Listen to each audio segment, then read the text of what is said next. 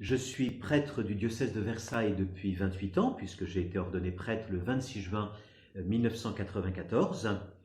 Après mon ordination, j'ai accompli une dernière année d'études bibliques ici au séminaire français et à la grégorienne. Et puis ensuite a commencé mon ministère à temps plein dans mon diocèse, commençant d'abord par être vicaire de paroisse, puis curé de paroisse à Fontenay-le-Fleury. 10 années plus tard, de nouveau curé de paroisse à Limay, puis à Marly-le-Roi, ces 7 dernières années. Et puis il y a eu entre 2002 et 2012 un double ministère, tout d'abord au service diocésain des vocations, et d'autre part de responsable de l'année de propédeutique à Versailles. Mon évêque m'a annoncé que j'étais appelé à devenir le recteur du séminaire français de Rome. C'est en fait une nomination qui est faite par le dicaster pour le clergé sur proposition de la conférence des évêques de France. Le recteur du séminaire, c'est celui qui dirige le séminaire, bien sûr sous la conduite de l'Esprit Saint, qui est le véritable directeur, mais il dirige le séminaire dans ses différentes composantes.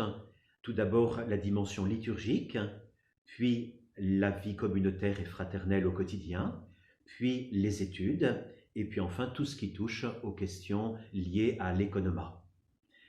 Heureusement, je suis assisté ici de 4 prêtres, 4 pères formateurs, avec qui nous formons un conseil qui se réunit chaque lundi après-midi. Première impression, il fait très chaud quand on arrive à la fin du mois d'août. Et puis, je me suis senti très bien accueilli comme nouveau recteur par les séminaristes, les prêtres de cette maison. Et maintenant, après déjà quelques mois, je sens que cette communauté est une communauté vraiment fraternelle, mais qui est à la fois priante. Nous avons de belles liturgies chaque jour dans notre chapelle, mais également une communauté studieuse.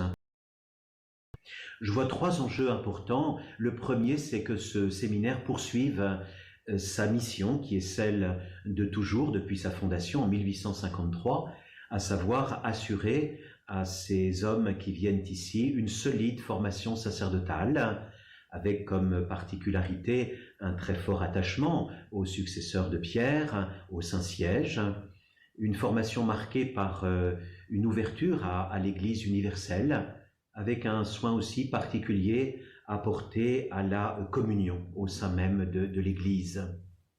Un deuxième aspect, c'est aussi que ce séminaire puisse être un lieu d'accueil pour les évêques qui viennent à Rome, pour des prêtres, pour des familles, des amis, mais également pour des personnes qui choisissent de vivre ici quelques jours, quelques semaines, soit pour y travailler, soit pour s'y reposer.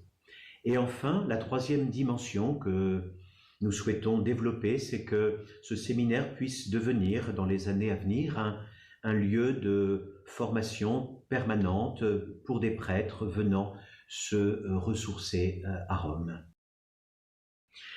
La Ratio, c'est en fait le texte d'orientation fondamentale pour la formation des prêtres à travers le monde et également en France. Je retiens 3 éléments parmi d'autres. Tout d'abord, la formation qui est dispensée au séminaire est une formation qui s'intègre dans un parcours de vie. La formation ne commence pas le jour où on arrive au séminaire pour se terminer le jour où le séminariste devenu diacre puis prêtre le quitte, mais cette formation dispensée ici s'appuie déjà sur la formation reçue par le passé et se poursuivra par-delà le séminaire, puisque la formation aujourd'hui est conçue comme une formation permanente. Un deuxième aspect, c'est que cette formation revêt un caractère communautaire. On ne se forme pas tout seul dans son coin isolément, mais avec d'autres séminaristes. Et enfin, fondamental, la formation dispensée au séminaire n'est pas une formation pour acquérir simplement des connaissances et être capable de répondre à toutes les questions que l'on nous pose. Il s'agit de former des prêtres, pasteurs et missionnaires. Je retrouve ici ce bon air de l'Esprit Saint, c'est-à-dire cette diversité de personnes. Les séminaristes viennent de différents diocèses de France ou même de l'étranger. Ils sont différents par leur âge, leur sensibilité, leur caractère. Et cette diversité est au service d'une communion.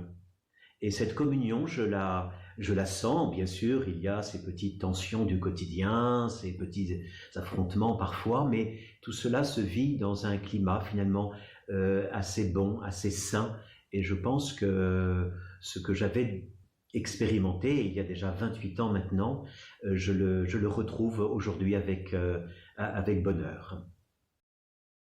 Je me sens tout petit devant le Seigneur par rapport à cette mission que l'Église me confie.